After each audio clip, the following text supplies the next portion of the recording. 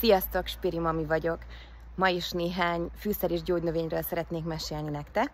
Az egyik szereplőnk az ánizsizsóp lesz, ami a mentafélik családjába tartozó évelő növény. Általában dekorációs céllal szokták ültetni.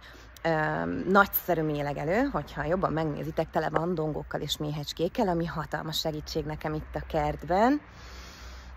Mind fizikai, mind lelki szinten egy nagyszerű növénynek tartom.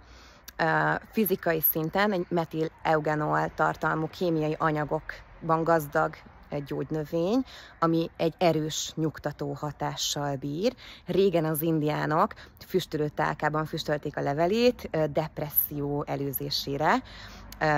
Tudjátok, a kis füstölő tálkában meggyújtjátok a szenet, ami izzik, ráteszitek a megszárított leveleket, és igazán felemelő illatot áraszt, ami segít a rossz gondolatok előzésében. Én nagyon szeretem és szívesen használom. Szoktam levágni belőle ágakat, és elteszem télire teának, ugyanis izzasztó hatása van, ami a lázas megbetegedések esetében nagy segítséget nyújthat nekünk a betegeskedős téli időszakban. A konyhában sem elhanyagolható, ugyanis nagyon kellemes íze van, különösen a halételek esetében használom előszeretettel a konyhában.